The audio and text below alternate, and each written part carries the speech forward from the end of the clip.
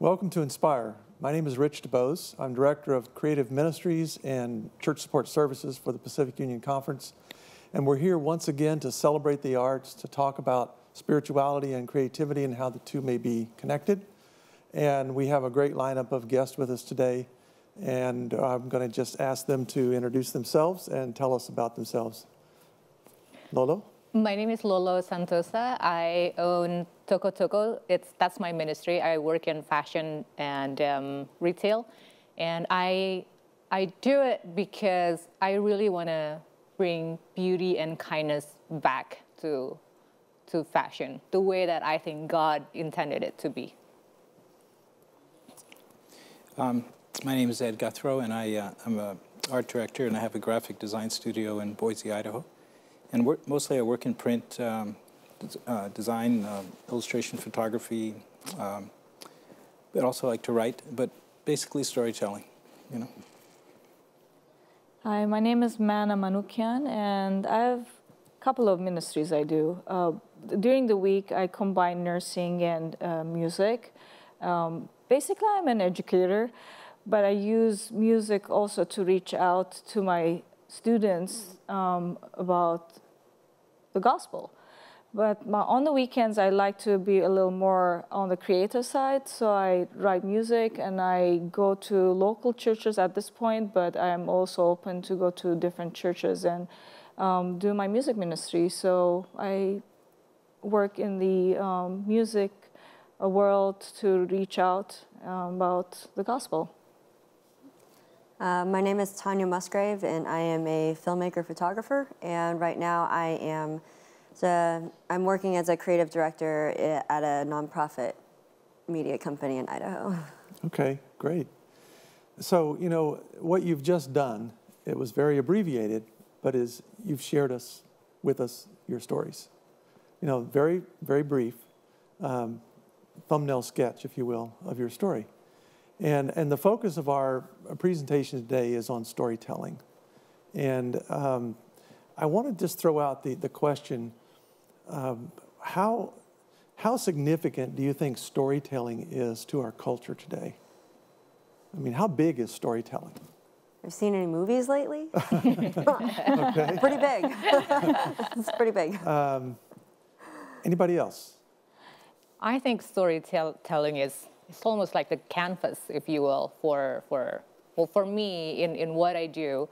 The way I reach out to people here in Los Angeles is by first and foremost telling the story of why I do what I do, which is introducing the artisans that I work with, telling everyone where they are from, who they are, what kind of life that they live in. We show pictures of the villages that I went to, the work that each artisan does. And from there, we introduce to the world of the importance of helping them, or what kind of pressing needs that they have. And it's not a handout, but they are trying to make a better living through their talents. And that's when storytelling comes in. I can't just put bags and merchandise and just say, buy these things. Nobody would understand, or they'll just look at it like, well, it's pretty cute, but I have no need of it. But when you tell a story of what's the purpose of, or who makes these things, then they get it. People get it right away. It's like, oh, I want to help. We'll come back to that and have you unpack a little bit more of the detail in just a moment.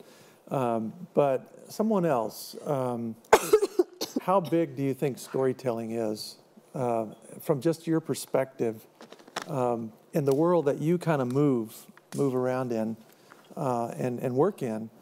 Do you see? Can you think of an example of where people are motivated or are touched in ways by story? Yeah, I think in media and just the way people live today, everybody has so much access to media that there's snatches of information just flying around everywhere. Mm-hmm. You know, there's so much information, there's so many voices, but and people can tell a story, but it's got to be put together and stuff as far as a creative person, whether it's visual in print or in film or music or whatever, or in fashion. Somebody has to put it together and make a statement, a positive statement. There's just so many voices, so much random information. It's all great, but it's everybody's shouting. And so you're not getting a story. You're getting, wow, I'm getting bombarded by everything.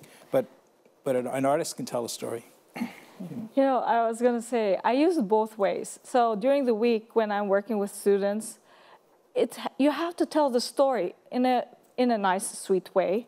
I give a lot of examples, because if you don't give an example to a student, which is your story, your personal stories, it could be your family stories or something you've seen in work that would relate to the student, but at the same time, I combine the creative side of my work. Because if you are just going to give information, as Ed was saying, that there's so much information out there, it doesn't make sense to the student. So I've found it so interesting that students relate to you when you tell a story. So if I do this, this is the result, this is what happened, this is what I saw. On the weekends, on the other side, where I'm pure working on my creative side, writing music and performing what I'm writing, you have to tell a story in your music. You start from A to Z. If you don't complete the thought, then it's not going to come across to other people who are going to listen, especially in music, in my world. For me, I think that there's a reason that Jesus was a storyteller. And things can be pretty polarized right now, you know, politically, but one place where I feel like people are willing to convene on a common ground is actually personal stories. If you think of, there's a guy named Brandon Stanton, and he had lost his job and he didn't really know what he was going to do, so he went out onto the streets and took a picture every day. And that actually became Humans of New York. And he would go out, and first he would just put the picture up there, but then he would put a one-liner of their story, and everybody went to it. And then all of a sudden he was able to tell some of these stories. He did one of the campaigns in the inner city and was able to raise hundreds of thousands of dollars because he would tell their story and people would respond to it and become emotionally attached, and they're just like, how can I help this? So it's extremely powerful. I'm glad you mentioned that, Jesus being a storyteller. Because I was thinking along those lines, that was his most effective tool. And of course, back then, they didn't have all the voices and the competing, you know, things. I guess maybe there were competing voices in other ways, you know, that we're not as familiar with. But it seems like many Christians today, when it comes to evangelism, churches trying to reach out to other people, that they tend to be more infocentric. And not people-centric, you know, not telling stories, but using information. If you can get the right information in their heads, this is the assumption. If you can get the right information in their heads, then they'll follow emotionally.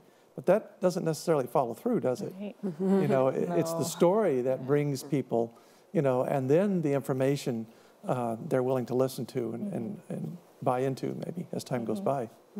But from what you were saying about Humans of New York, it almost sounds like it's an Instagram thing where you have one photo and you have one line.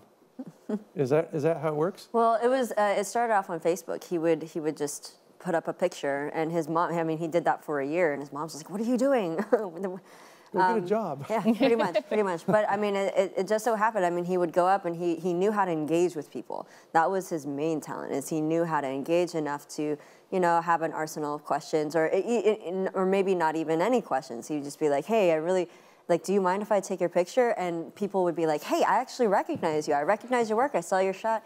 And, you know, he would mainly just, he would start off with one line, and then he started to ask them more questions. You know, because at first, when it started out, he was just taking pictures. He didn't talk to them. He would ask them if he could take their picture, but that was basically it. And when he saw the viewership spike, that was when he had started to put a line in there of something that they had said, something about their character or their story of what they wanted to say. You know? That's really powerful. Yeah. I want to piggyback on that. And Ed, you had mentioned something to me recently about the guy who took out a bunch of pictures I went and took a bunch of pictures of people, Yeah. or gave somebody a camera and had Oh, them yeah, go. I was going to mention that. Yeah. It's Jim Hubbard, who actually, I think he lives in Santa Monica. A number of years ago, I saw his work in American Photographer magazine, and he actually was a UPI photojournalist, and he wanted to became a Christian, and he was going to a Lutheran seminary, but he couldn't get the journalism part of, and so he'd go out and photograph people on the streets, you know, and stuff, and he was photographing evictions. And I saw this picture of this family that was evicted, sitting on their lawn, you know, and it was so powerful. So I asked him if I phoned him, found out where he was, and asked him if I could use the photo, got rights to use it, and we ended up working on a couple of things, you know, one specific assignment and another assignment. And what he does, he just doesn't leave the people there. Like, you know, you can walk by a guy who's lying on the sidewalk, drunk, and you can take a picture of him and it'd be, wow, this is a great social comment, you know. But you just leave the guy there, you know. But he would help the people, you know. Like he did a thing we called it Children of the Night, but he'd help the kids, you know. I mean, you know, he would. Then before he gave, and he still does this. I think he's over in India now doing some stuff recently. But he'd teach people photography. He'd go into the inner city in Washington D.C. Or he'd go out to the Indian reservation in Pine Ridge in the Dakotas, and he would give the kids cameras and say, "Okay, here's how to use it. You go back and photograph your world," you know, and then they would have they come back and they get great pictures because, you know, you can go in and tell people what to do, but you got to listen to them too, and so this is the ultimate way of listening, and he let them photograph their own world. And it became a well-known thing, and it had shows, and there's books on it, and it's called Shooting Back. Jim Hubbard called Shooting Back. Wow. Yeah, and he's I haven't talked to him for a long time, but he's still doing stuff. Jim Hubbard, amazing guy. That's something that anybody could do. You know, it doesn't even require an education. I mean, you know, much of a knowledge. I mean, you have to know how to use a camera. Right, but he was listening. He was letting them. Listening visually, I guess, and you know, they tell their own stories. Yeah. You know? Lolo, you with fashion, a lot of people will look at, you know, you and say, what do you do as a Christian with fashion? I mean, isn't that evil, or isn't that part of the, you know, the problem? As an Adventist. Well, just as a Christian, you know, is that even compatible with Christianity? You know. Well, I think. See, yesterday, InSpire event was so great to me, and What do you mean? What do you mean yesterday?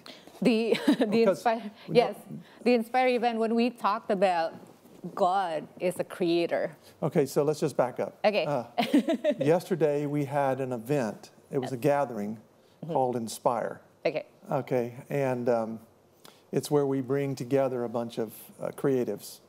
Adventist creative, to celebrate their creativity and the gifts that God has given to them. And so that's what you're referring to. Absolutely. Okay. That is exactly what I was referring to. But what was great about it is at so many points throughout InSpire event, everyone is reminded again and again who our Father is. He's a creator. We were created in his image. So therefore, when we create, how can one human say, that's not what God wants? This is what God wants. So how have you found that you can use fashion in a almost like spiritual way? How can you use fashion as a bridge to help people and to bring good to life? Well, for me personally, I work with artisans in small villages. I found that with fashion, you reach out people in a different way, because fashion is basically, it's like food. It's what you wear every day. It's what you carry with you all the time. Our church reach out through health. I reach out through fashion in the same way that I think it affects the livelihood of so many people on a daily basis, whether we like it or not. And to me, when I went to the villages and sat with the artisans, at a human level, you just connect with them and you understand and see right away that our God is so powerful that no matter where you are human, and you use what God gives you. And in my case, that's what I got. I have fashion background. I have the talent to connect a supplier in the middle of a small, tiny village in Central Java with a boutique here in Los Angeles and give them both what they need. And I truly believe that God wanted me to be that connection level between the two. So that's, to me, how I use, or how God used fashion in his ministry in this world. She was telling me yesterday too, which I think you should expand on, the fashion industry can be pretty harsh, especially on the environment, on the people that they get to work for them, and the use of animals and all that stuff. So I think you should talk about that and that positive side of things. And when you talk about villages, you're talking about where? It's a small village in Central Java, and then I also work with a small village in. It's an island right next to Bali. It's called Lombok. To get to the village, in Lombok, you have to take a boat from Bali, and then you drive another hour or so, and then you need to track it for like another 2 miles to get to the village. And life there is very much the way they kept it, the way that had been for centuries, which is really beautiful. But going back to Tanya's point, when I read and heard the news of the building that collapsed in Bangladesh and killed so many of the workers in it, I asked myself the question of how did it get to be so cruel? Why are the daily things that we wear that is so much needed became something that's so harsh and evil? And what's going on with the coloring that it pollutes so many rivers in China or in other parts of the world? How did we get to that point of we're polluting the earth, we're destroying so many things just because of our greed? I don't think God intended us to be that way or intended something so beautiful to be so evil.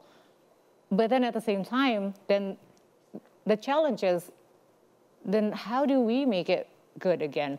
And like Tanya said earlier, if it's not me, then who else? Who's gonna start? And that's when I said, I'm going to try to see how do we bring good to fashion. And that's when I became focused into fair trade and vegan fashion. I just I don't want any more harm. It needs to start what from is me. vegan fashion?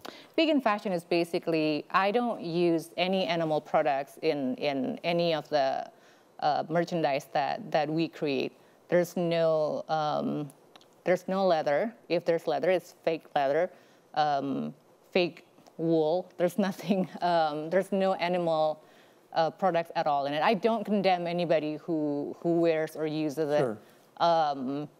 I also encourage people, if they can, to buy only fair trade, or if it's too expensive for you, in LA or in other cities, we have so many of these great thrift shops. They're a lot of fun to go.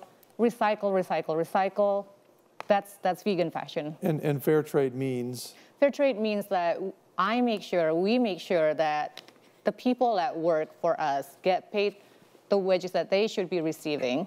And they also need to work in an environment where it's clean. There's a place for them to go to the bathroom. There's good quality air, and there's a break for them so that they can eat, they can rest a little bit. Wow. That's a lot to digest. But that's powerful. That's really powerful. It's transforming our culture, you know. And so what advice maybe could we give to our church as they're thinking about trying to tell God's story to the world? I fear that sometimes we come across in a very infocentric way. You know, we just need to get this message out, and here's the information you need. to be saved or whatever. But sometimes it's not very enchanting. It doesn't draw us in. It doesn't speak to our hearts. It just, well, it's the truth, but it's good knowledge, but I'm not connected. I'm not touched, where I need to be touched to really buy in completely. And this is where I think creatives come in, because we can help provide some of those, the tools that are needed to help make those connections. So what can we say to the church about how we can make our message more enchanting, or more believable, more embracing? Sorry.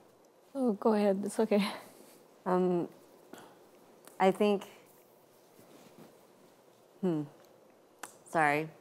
No, keep going. Okay. Well, I can say when it comes to music, if it's not from your heart, if you're not telling your story with Christ and how you came to that knowledge, it's not going to work with others.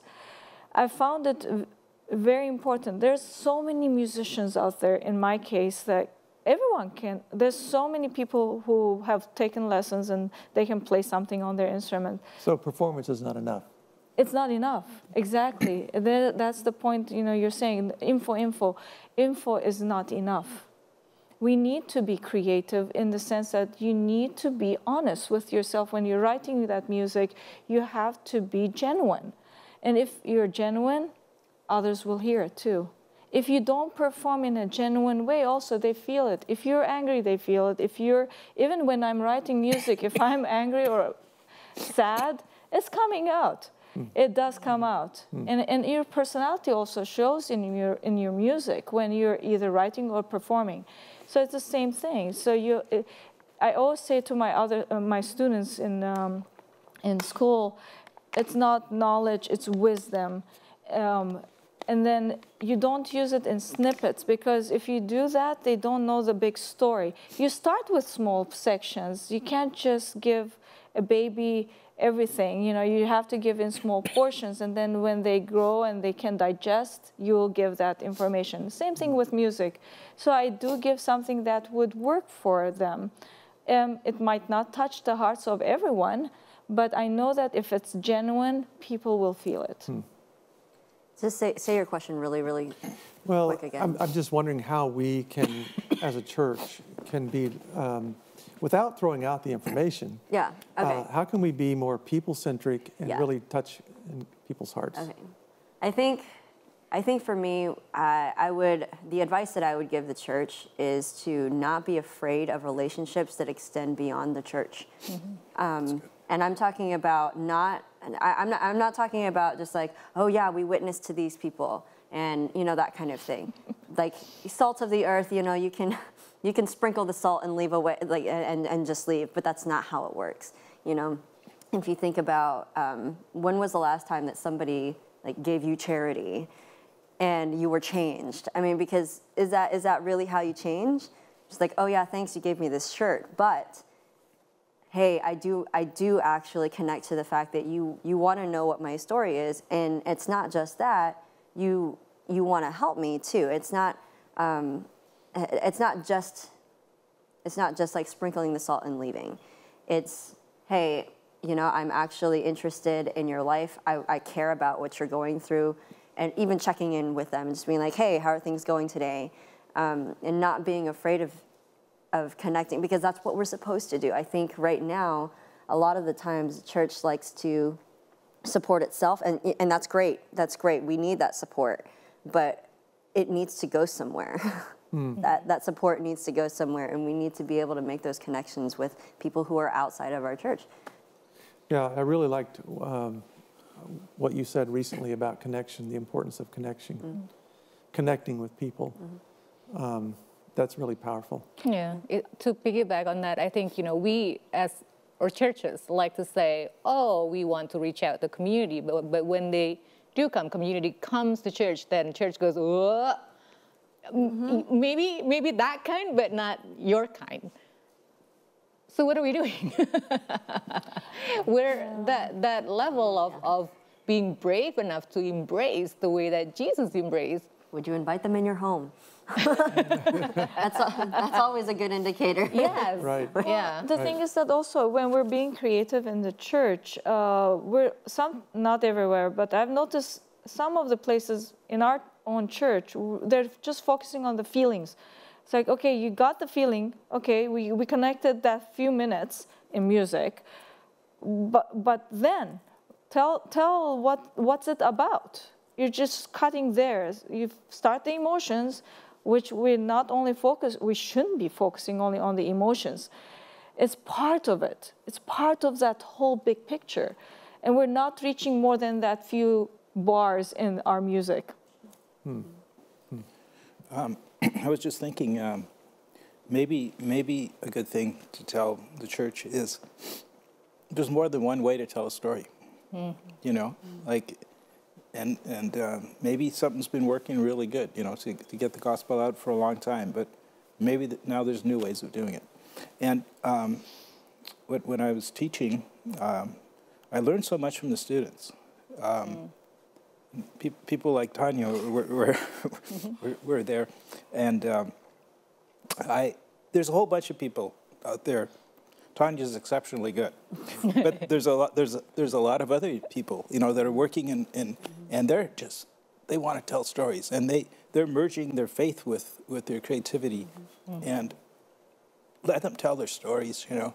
Just give them some backing, and that's what I'm hoping what the church will do, you know, when they see your show and they see what you're doing, because they got all kinds of ways of telling stories that most people haven't even thought of yet, you know, and let them tell. Listen, people have to listen, you know. It might be a nervous thing too, because like they know how to tell stories in different ways, and so some people might be like, oh, I don't want to tell it that way. Yeah. But again, the relationship is at the base of it too. Yeah.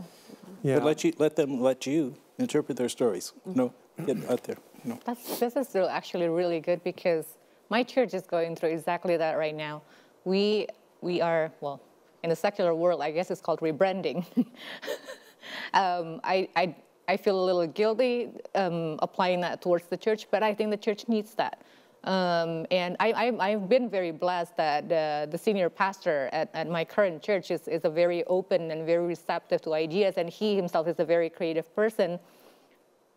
But even so, in the middle of discussion, we got stuck because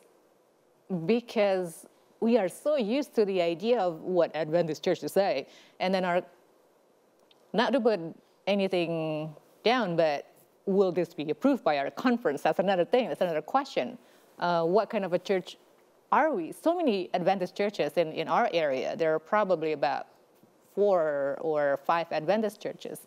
How are we different in reaching out? Why should they come to our church?